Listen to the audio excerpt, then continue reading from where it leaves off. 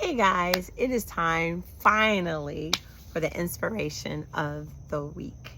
Yes, I have been kind of like just out of it and I apologize, but we are here in the Holy Week and you know, um is flipping through Facebook yesterday and I seen somebody talk about the fact that Jesus rose, and that he is present among us. And, we take this week and we remember and we reflect on his process to bring us into right relationship with him, which is totally important. And sometimes we can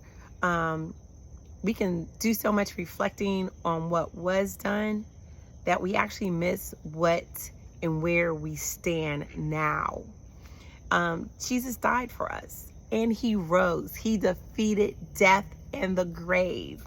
And that means we have so much to be grateful for, because that means that we are now welcome into the fullness of God. We're welcome into his kingdom.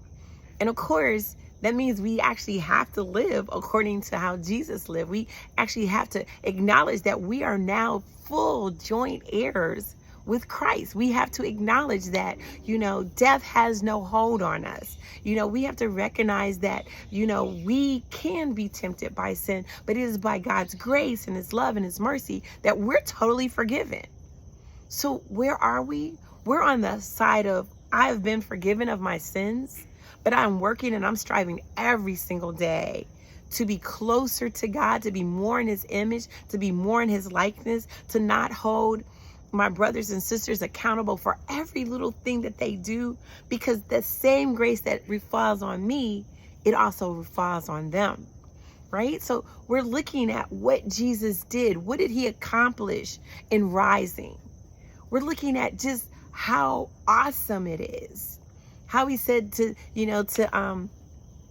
Thomas, you believe because you see. How much greater will it be for those who have not seen, but yet believe? So we have not had the experience that, Matthew, Mark, Paul, Thomas, that all of them had, of being able to walk with Jesus and to know that Jesus rose. We don't get the opportunity to watch him ascend into the heavens, right? And then go, okay, we know he ascended. We didn't have to go through and be there at the cross with him to know that he died for us, and then 3 days later to come back. We are on this side where he's already done all these things. So the question is, how are we living? Are we living like we've been forgiven? Are we living like he is the Son of God? Are we living a life that would reflect his ascension, his resurrection? Are we living that kind of life?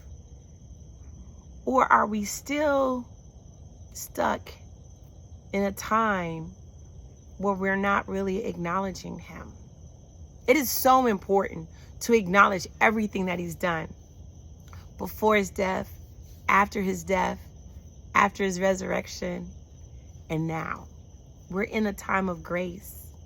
And I look at everything that is going on in this world, not just in the States, not just in, Ukraine, not just in, France, not just in this world.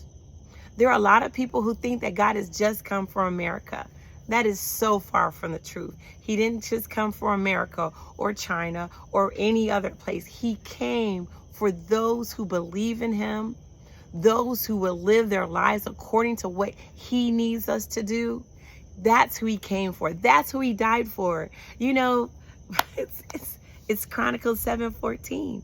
If my people, that's all of us, white, black, red, yellow, orange, purple, whatever, male, female, whatever, he died for us all.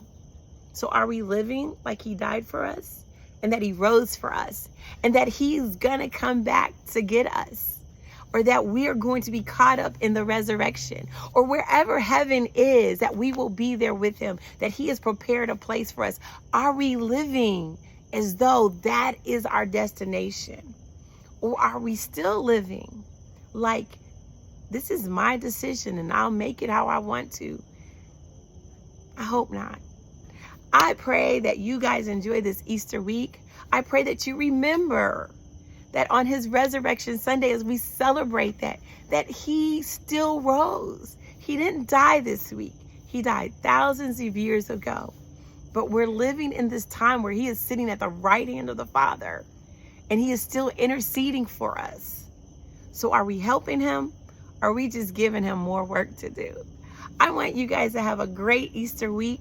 I want you guys to remember that his love for you caused him to pay for your sins, past, present, and future. So we're forgiven. Can you live like you're forgiven? Can you live like his grace is more than sufficient? I pray you can, as I also pray that I can. God bless you, God keep you, and let heaven smile upon you. Bye, guys.